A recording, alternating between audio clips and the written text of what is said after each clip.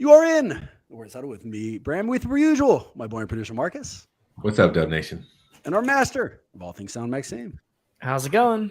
Boys, I am fired up to announce that joining us for the first time, the moderator behind a Warrior subreddit page with more than 460,000 members, an enormous presence on Golden State Twitter, whose victory tweets always make me smile, and a guy who has more than a few restaurant recommendations if you're going to catch a game in Santa Cruz, Mr.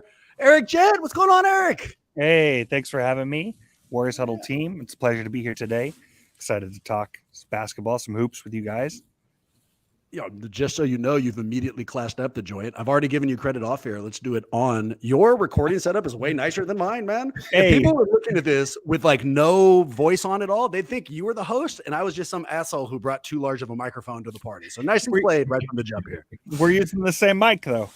Yeah, okay. Thank you for saying that. Yeah. Thank you for saying that. I'm counting down the seconds. Boom. Oh, there we go. And T's got a blue Yeti as well. Yeah, there it is. Just leave that right there. Let's leave that right there. Eric and I on the same page here. Yeah. Fuck you. I have the same mic. Why don't you settle down? And Isn't yours silver? We already told you. Silver is terrible compared to blue. Silver's the greatest. I'm going to drop as many peas as I can to destroy that pop filter. And Eric, to show you how desperate I am to get in your good graces. So I went to Santa Cruz undergraduate. I am a banana. Oh, right on. Okay. And I saw your thing suggesting anyone going to Santa Cruz games, hit me up and I'll give you restaurant recommendations. To show you I'm from there, here's my suggested day of eating in Santa Cruz. Breakfast at Zachary's, lunch, burrito at Taqueria Vallarta, dinner at the Crow's Nest. How'd I do?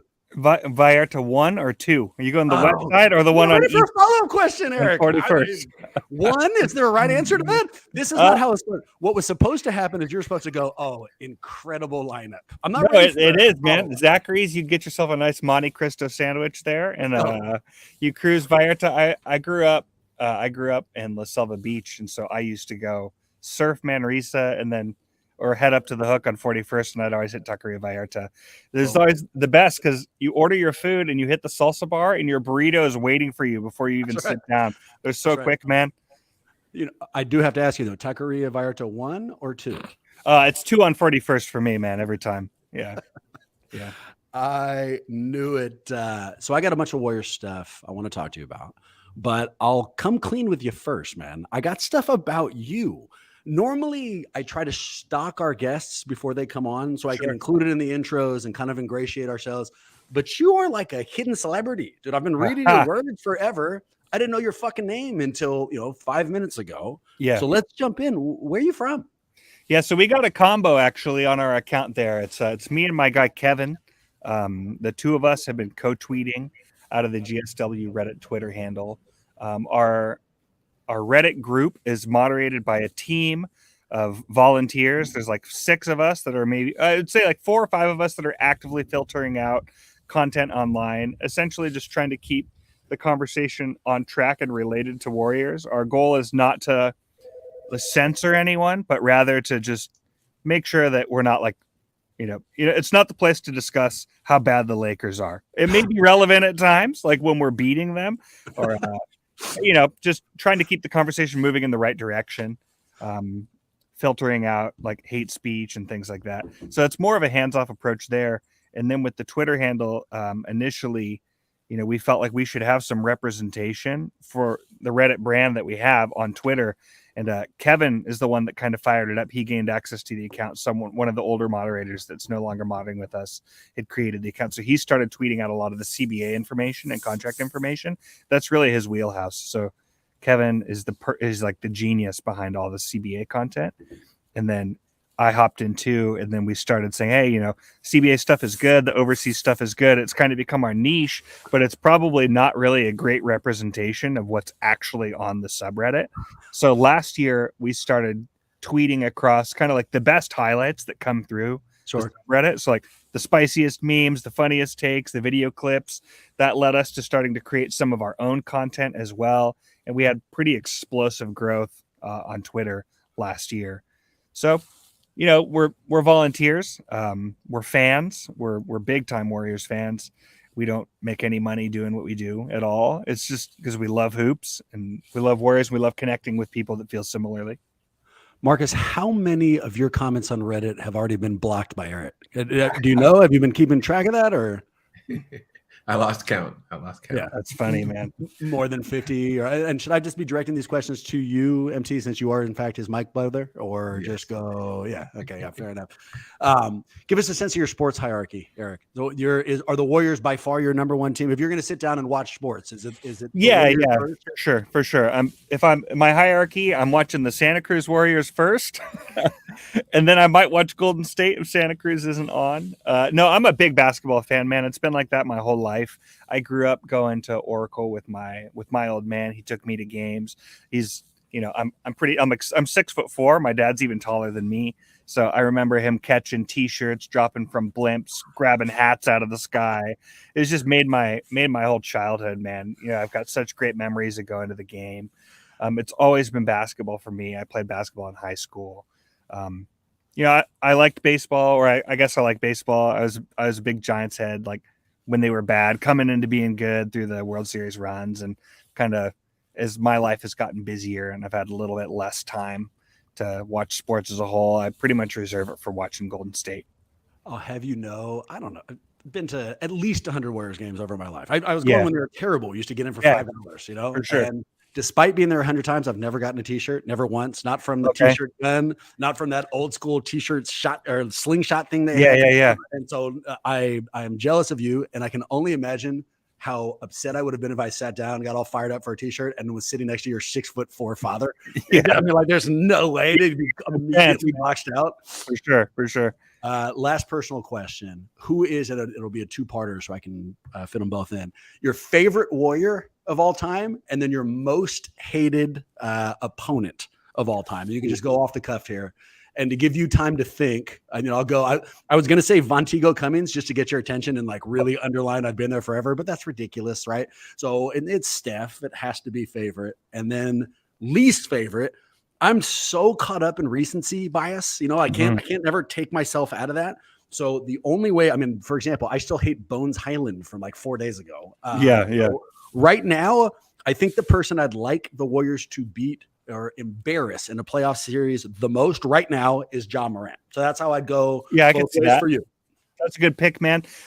It's not Steph for me, although I do like Steph. I'm a Klay Thompson fan. Klay Thompson's my dude. I got some lucky Klay Thompson stance shooting socks that I wear. We never lose when I wear them.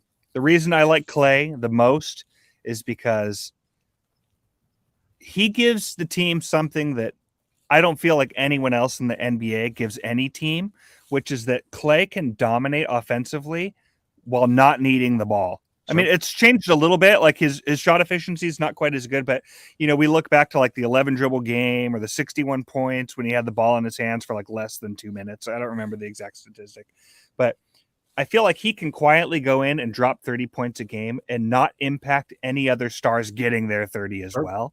I feel like you could put Klay on any team when he's in his peak, and immediately,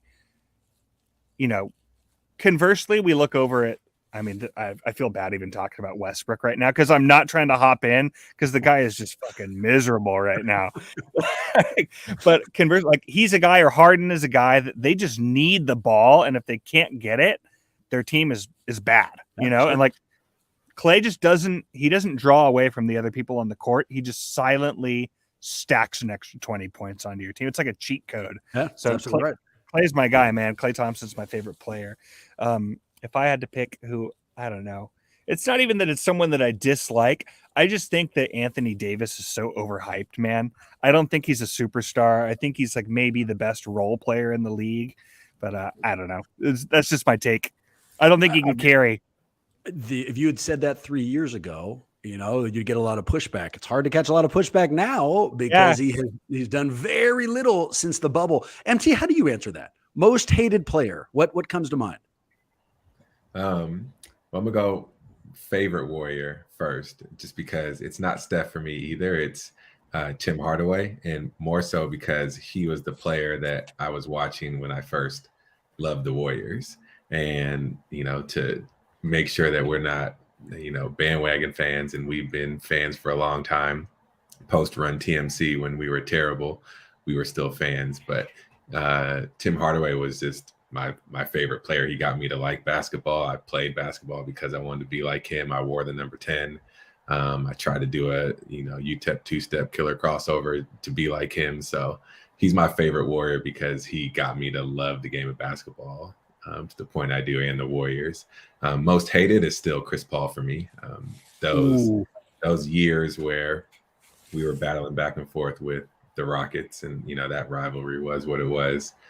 James Harden always collapsed in the playoffs, so I didn't really hate him, but I just hated Chris Paul. It was unnatural how much anger I would have inside of me when I was watching those games and see him flop and see them get so close to knocking us off. So he's still going to be my most hated. I don't think anybody's gonna knock him off that perch.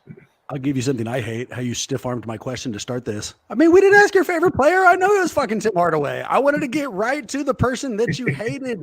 Let's go to Warriors basketball.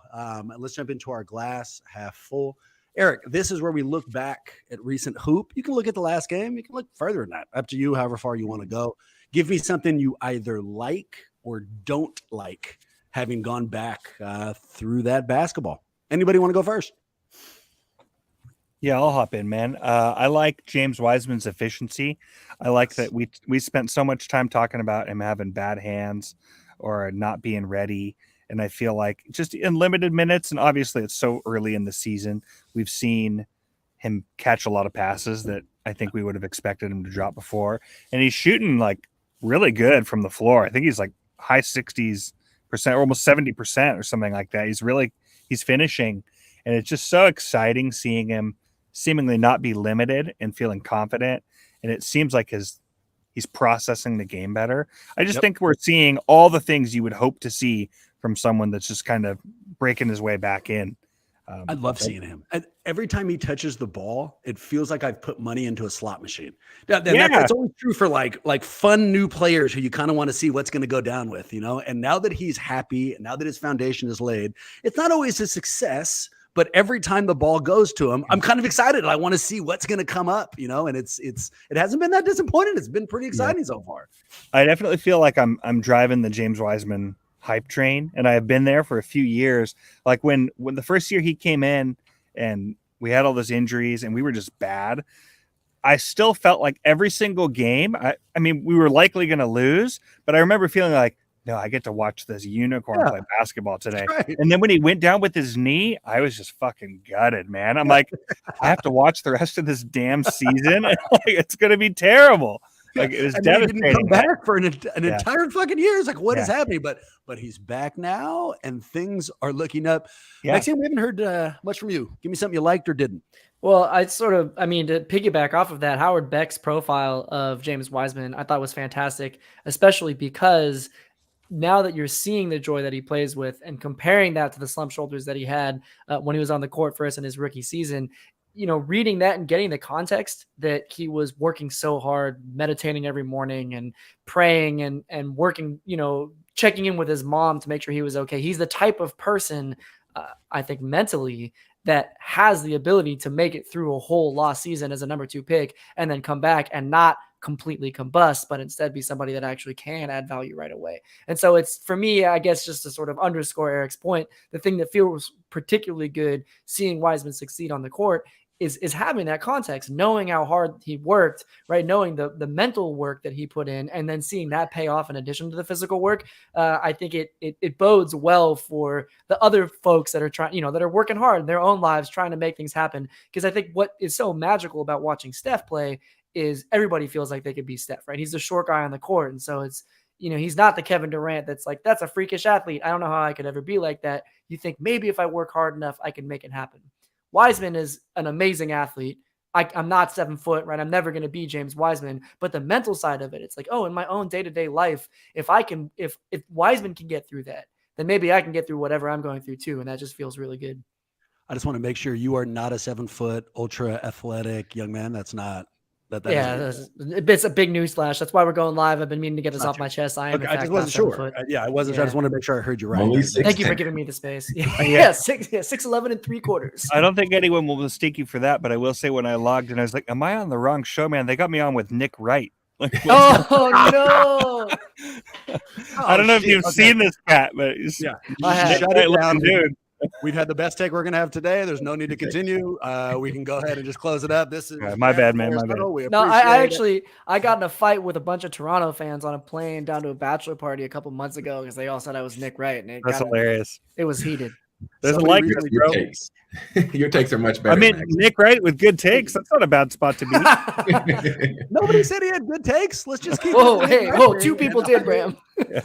And I've had more than one person tell me I look like Jim Brewer and Derek Carr, and it's because of the dope fiend circles under my eyes, I think. Right. So, and it is what it is. You can't always get, great comparisons.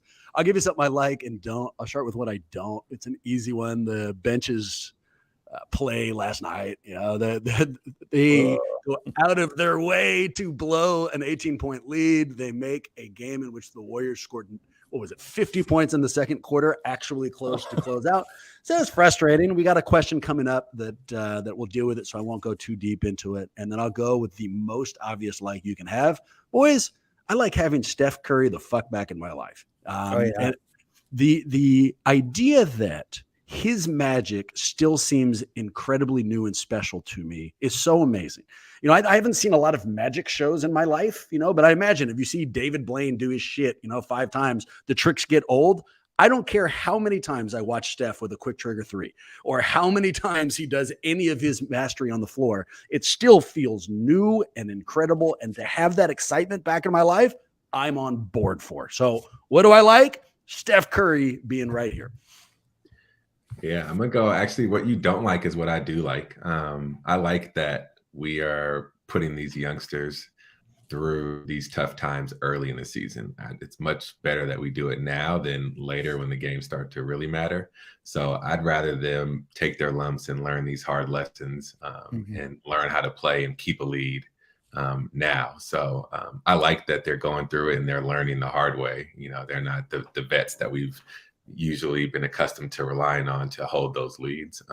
What I don't like is that Patrick Baldwin Jr. and Ryan Rollins were assigned to the G League, not because I don't, think support them. I think they're go. Exactly. Eric will have a great time watching them. Hell yeah.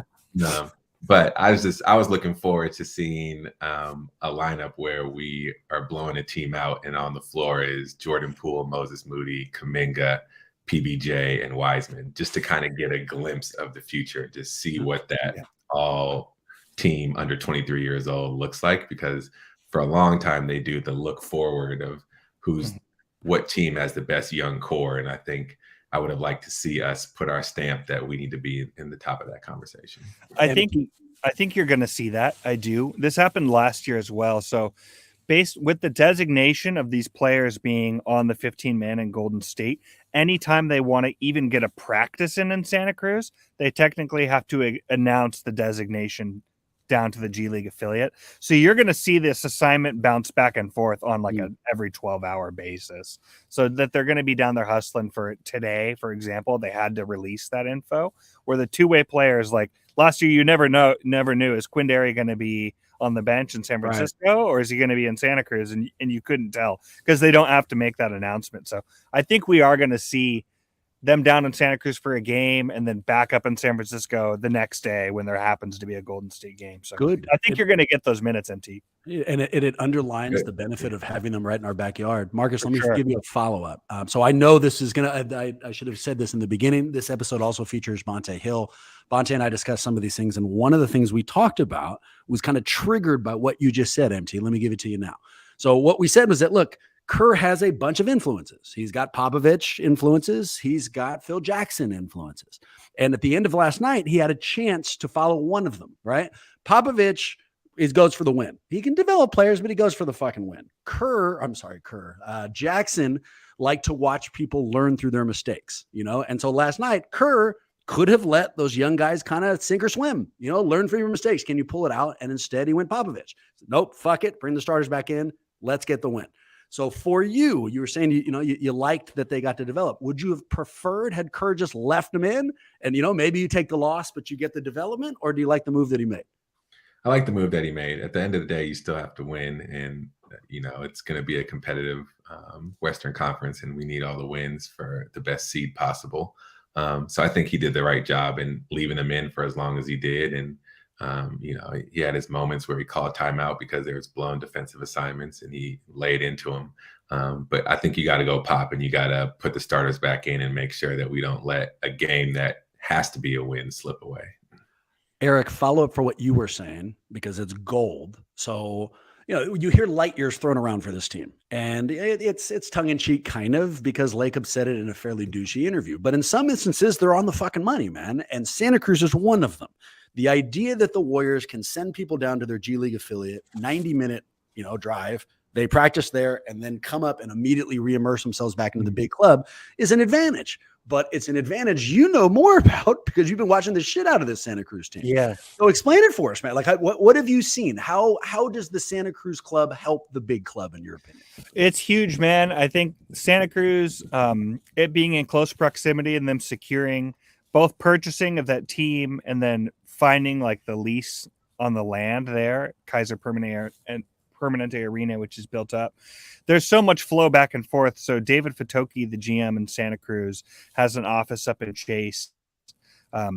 They're constantly in discussion with the roster and the coaching staff. You've got Steve Kerr's head coach there up in Golden State. And then you've got Seth Cooper, who is a player development coach in Golden State that's been given the head coaching job in Santa Cruz, is entering his second season.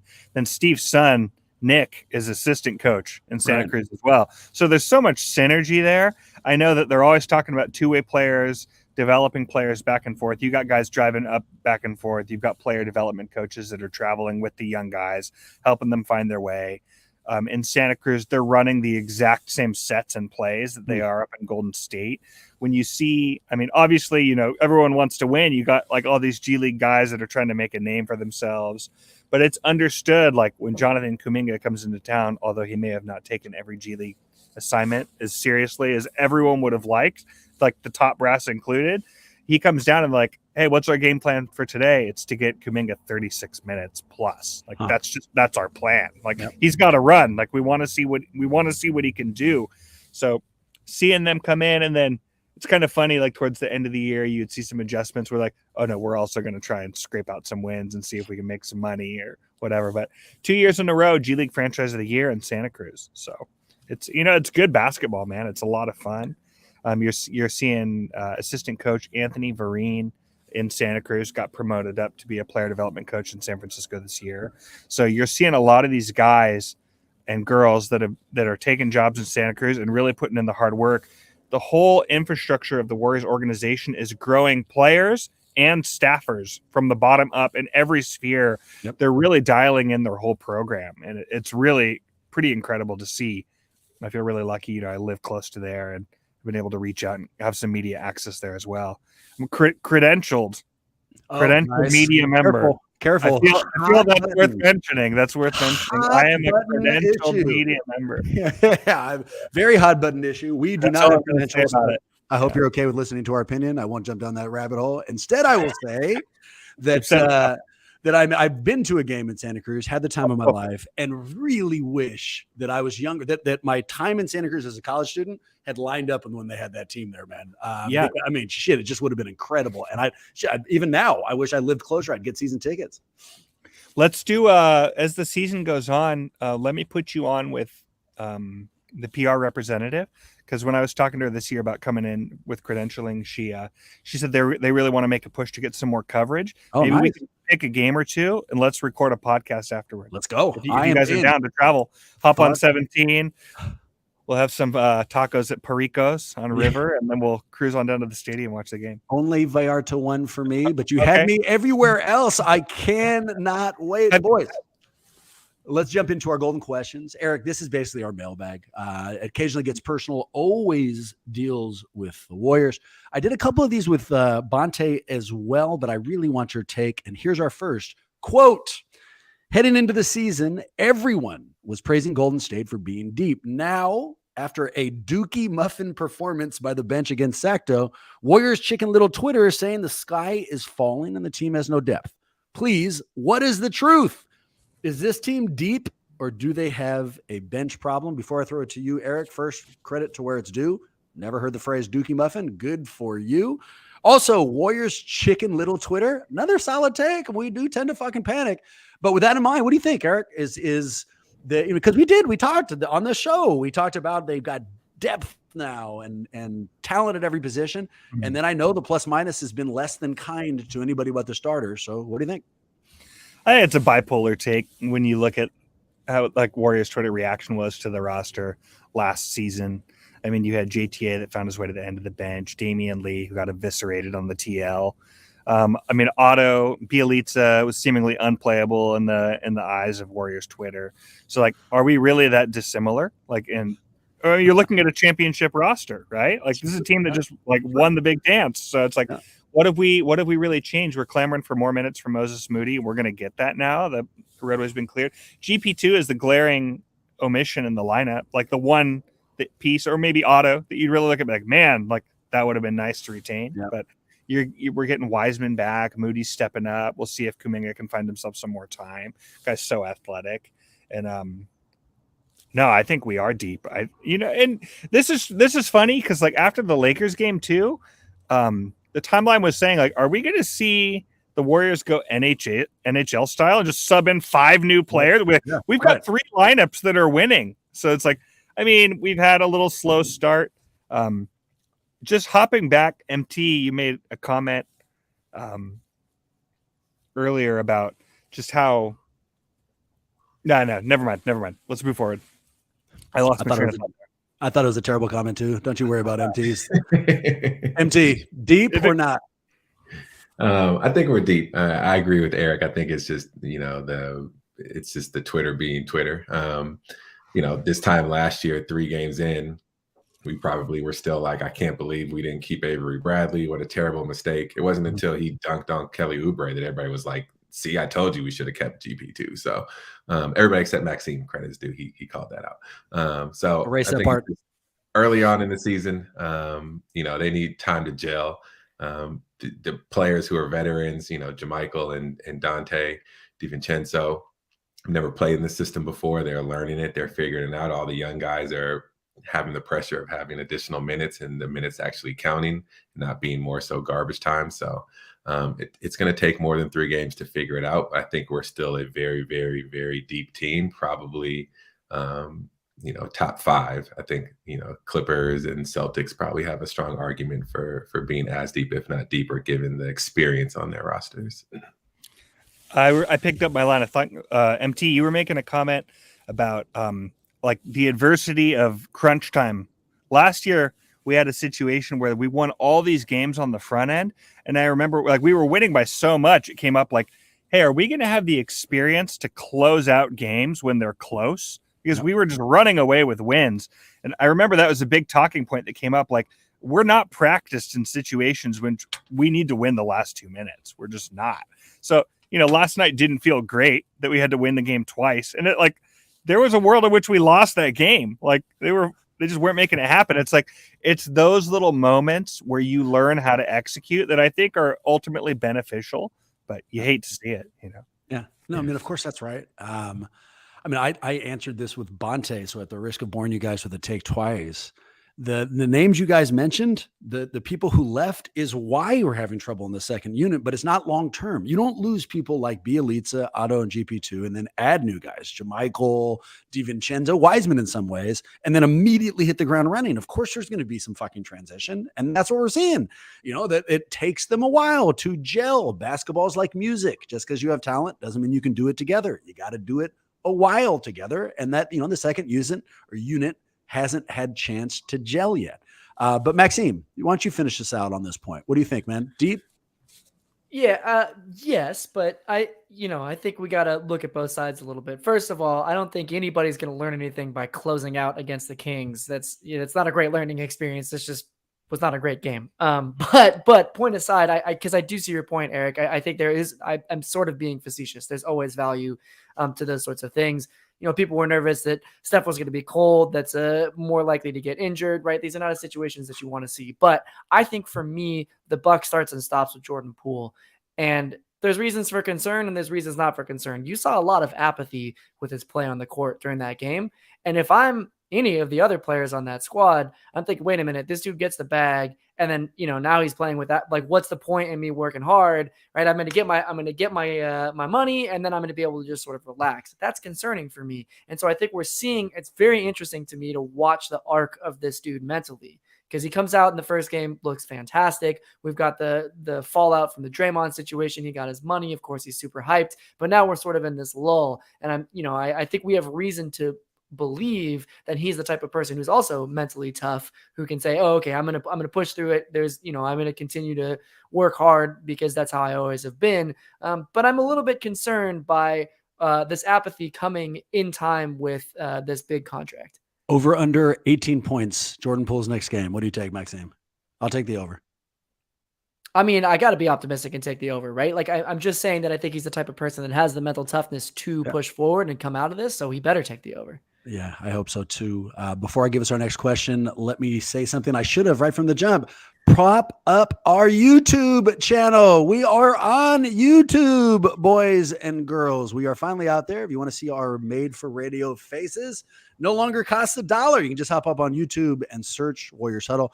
And I'll let you guys know what reminded me of it is I'm one of these assholes where if my face is on a screen, I can't stop looking at it. It sucks like a gravitational pull. And all I can focus on is the fact that I'm pretty sure my left eye is bigger than my right eye. And it's really weird. I don't know why that's true. I don't know if everyone I talk to secretly thinks that. But anyways, if you'd like to weigh in on that incredibly important issue, hop up on YouTube and let us know. Here is our next question. Quote, the loss to Denver was an emotional roller coaster. Every time I hardened my mind and accepted the loss, the Warriors would make a run and I was vulnerable again. I think that a 20-point loss would have been easier on my psyche. So this person didn't include a question, but I liked the take, so I'll make it a question. Gentlemen, do you prefer blowout losses or nail-biter defeats? Eric, why don't you take us first? I'll take the nail biter, man. You always want to be in it. That's just where I'm at. I think whoever wrote that question hasn't sat through a lot of big losses. Like, I've caught games where we're down 30. I'm like, I'm fucking out of here. Like, I'm gonna do anything else. I can't watch this for the next hour. I'll have you know you can fuck yourself. I'm on the other side. I definitely prefer fucking blowout losses, and I've watched a lot of them. Well, here's my problem. I love pain. That's why I get so emotionally wrapped up in a way that's not healthy for anybody, And so it's easier for me when they start getting down 20 to just, I'm done, I'm not watching this at all anymore. Whereas that last loss, the loss to Denver, I kept trying to do that. And then they're making a comeback and they take my heart just so they could break it again. Split the tie, boys. What do you guys think? What do you prefer? Blowouts or down to the wire defeats? Nail biters for sure. If it's a blowout, I'm like Eric. If I was close to just watching House of Dragon and being like, fuck it, it's over for this game. So it needs to be a nail biter for me to stay engaged. Otherwise, a blowout either way, and I'm just kind of like, oh, well, what's the point of watching this? I'll just catch the highlights after. If House of Dragon has one more fucking time jump, I'm not going to be able to watch that show. I'm already confused, as is Maxime. Save me. Also, I hate it when Marcus and the guest agree as much as they have. So, apparently they're developing this huge friendship. Be my boy, dude. What do you like, blowouts or close ones? Listen, good news, Bram. I'm on your side. And here's why. I agree in the context of what I need for the team is the nail biters. It keeps me engaged, whatever. But at the same time, I'm worried about my long-term health, man. I don't want to go gray or go bald in 5 years. This shit definitely takes years off of my life. So I would rather live in peace if they're both going to be losses anyways. Is it good that only tangentially related? Today, driving my kid to school, she asked me if my hair was sick. And I said, what? And she said, oh, it's turning a wrong color. And I'm like, it hurt me. It hurt my soul moving to our last segment. This is our look around the league. Eric, good news.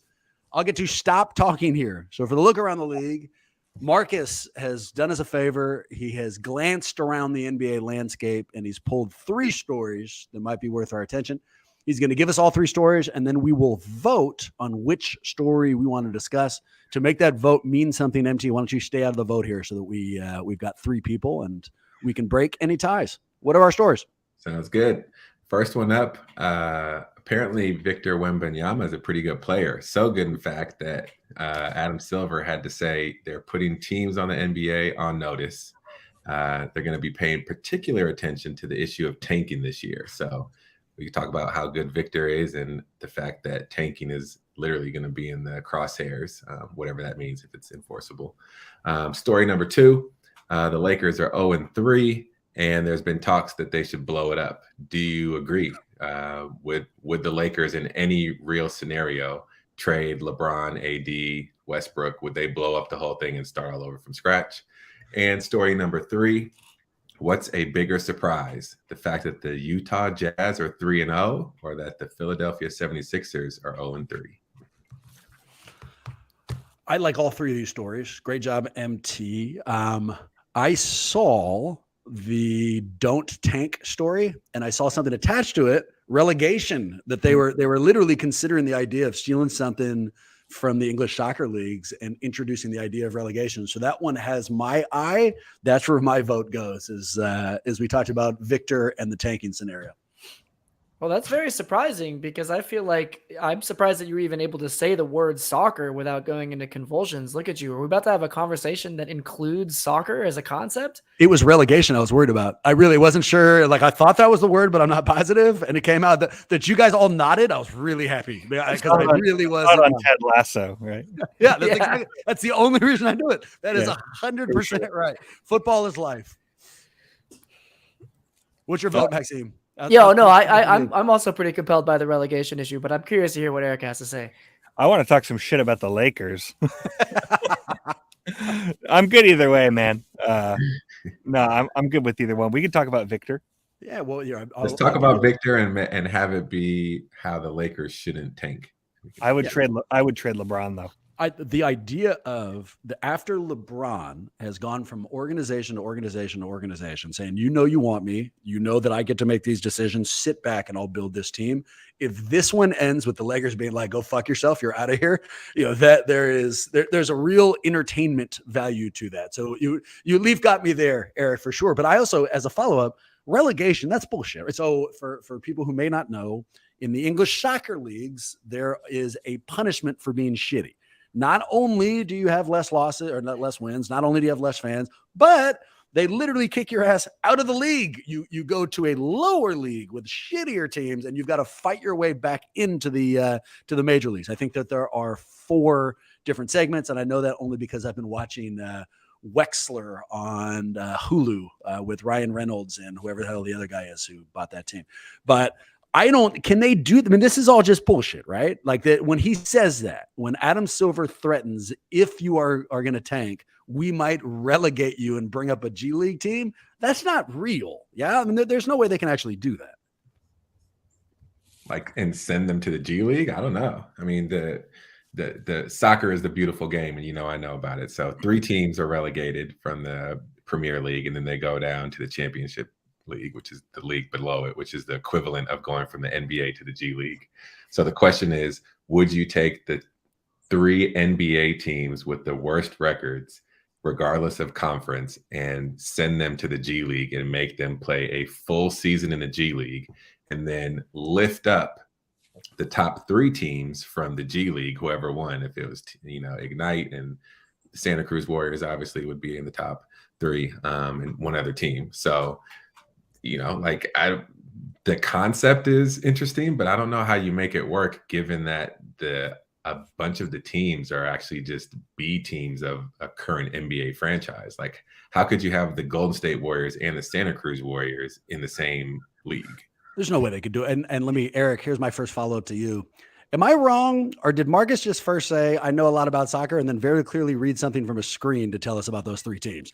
Because I don't feel like he knew that shit at all, and I feel like he looked it up before he I declared definitely it. know. I'll bust out my Chelsea gear if you want to get real. I still won't, but you'll probably have just bought it and had it sent to your house. Eric, what do you think? Is it possible? They can't kick teams down. It doesn't make sense, man. You'd have to. I mean, so I think the idea is funny that like, hey, this is like a silly punishment or a fun. I mean, it's silly is not the right word. It's a very serious punishment, but it just doesn't make sense with how the draft is conducted. Like, what you're going to relegate someone and then give them the first overall pick, and then Victor is going to go to play in the fucking G League. Like, it just doesn't make sense. I think we can just like delete the Pacers from the NBA completely. And I don't think anyone would notice. You know what I think? I think Adam Silver screwed up by saying relegation, and here's what I mean. So, I mean, he is. Let me start that over. Obviously, it's bad for the league if teams are trying to quit. And Victor is so goddamn good that it's common knowledge that people are trying to lose games. So I understand what they're trying to do. But for him to come out and say, we need a punishment, and then come up with something that can't possibly happen. He was like, we don't like tanking. And if they do it, we're going to throw them into a time vortex. Like, you can't actually do the punishment that you've thrown out there means they have no punishment, and the teams have no reason to not tank. Just if all it is a verbal lashing, they can't stop this from going down. What about bottom 2 teams don't get a first round pick? How about that? Oh, like that. Like if you're racing to the bottom, you don't get a pick. Like, I don't know. That's worse than relegation. Like, if you're horrible, you just stay horrible. Like, there shouldn't be a reward for being horrible. In 2022, that sounds like a phenomenal idea. Rewind this to about the early 90s. I'm like, no way, dude. Like, we'd be awful and we get no draft pick. We'd be awful forever. We would never come out of the awful vortex. You're looking at the Kings, man. My dad used to tell me that you had to try. He was like, you have to try to fail. That was his comment, right? Like it literally takes work. I mean, not a lot of work, but it takes some work. And I think that's kind of true, right? Like, you see mediocrity, like the Kings, it's just perpetual terribleness. Ultimately, they're not trying to tank. They just are bad. I mean, also, from what I could tell, Robert Sarver was a misogynistic racist, and he didn't get kicked out, dude. Like, if you're just losing games, they probably won't throw you out of the league either. Like, I don't, and just the business portion of it. These teams are worth billions of dollars. They're not making a call being like, hey, good news, it's not worth that anymore. You're playing in the G League now. And what the hell would they do with all the fans? They're going to G League games now? I've paid a season ticket holder package, and I'm showing up and watching them play the fucking Ignite. Like, no, man, there's no way that's going to happen. They need to come up with a real punishment. You're not trying to see Sharif O'Neal and Scoot Henderson? Oh, and by the way, Sharif O'Neal, I'd be hell of angry at his dad if I was him. Like, if I went to the G League to get exposure, you know where I need to not be? Where Scoot Henderson is, dude. Like, go to a different team when they're all shitty and you like stand out. Why would you want to be there?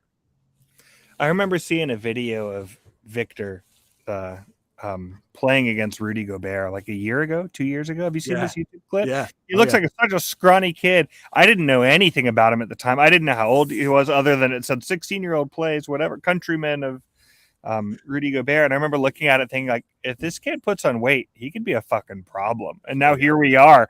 And I remember seeing him. I'm like, this guy looks incredible. Oh, he's French as well. And it's like, I wonder whatever happened to that kid. I was like, it's the same dude. Like, I was blown away. I was like, holy shit, I saw this 2 years ago or whatever. Like, this is incredible. Like, this is really happening right now. Look at that front line too. If Embiid decides to play for France instead of the United States, their front line is Gobert, Embiid, and Victor Wembanyama. Let's do it, man. That's exciting. The clip you're talking about, Eric, if I remember right, he gets cooked like 3 times. And the first 2 times, Gobert is kind of involved, but not really. It's a 17-year-old kid. He's an NBA player. He's not going to really engage himself, But by the third one, that scene in He Got Game where Ray Allen decided, like, no, now I'm guarding Denzel. Yeah. Gobert goes out to guard him. But what he doesn't realize is that's Victor's fucking play. That's what he wants. He wants you to come out. And he got cooked a third time, And that's when he was much younger. No, that Wembanyama's future is, as long as it is healthy, injury free. Yeah, exactly right. I think it is going to be. Oh, it's going to be hugely exciting for basketball, man. Really, that's exactly right. That's exactly right. Eric, thank you, man. I know this went longer than we promised. I know that We had a bunch of scheduling snafus that I screwed up, but I can't tell you how much I appreciated this and how much I enjoyed it, man. It was a lot of fun. Yeah, let's do it again. Fuck yes. When you finally get rid of MT, let me know. I'll come. Yeah, no problem. We're trying, man. We're trying. I don't even know how you got the link. I'm doing everything I can, but it just keeps showing up. I am positive I'm not the only one who needs far more Eric Jett in their life. For those like me, where do they go, man? You can find us on Twitter at GSW Reddit for all your best memes and post-game celebration videos. Come join us in the Reddit community, reddit.com/r/warriors. Join us there, share your content, read articles, hop in the conversation. Just be a Warriors fan and take in this amazing period of time that we're all basking in. This is the luckiest fucking time in the history of Warriors basketball. Years of suffering, decades of suffering, and it's really exciting, man. So hop on board. That's absolutely right. You don't have to tune out just so quickly. We got Bonta following, but after you've listened to that, you can remember that if you want to shoot us an email, get us a question, let us know we did a good job, bad job, any job, you can shoot that email to huddle@warriorshuddle.com. Hop on our YouTube channel. Hop on it. You'll see that on our Twitter account, which is at Warriors Huddle. But I think you can literally just go onto YouTube and search Warriors Huddle, and up we will pop. With that in mind, go Warriors. And hopefully we'll see you next week.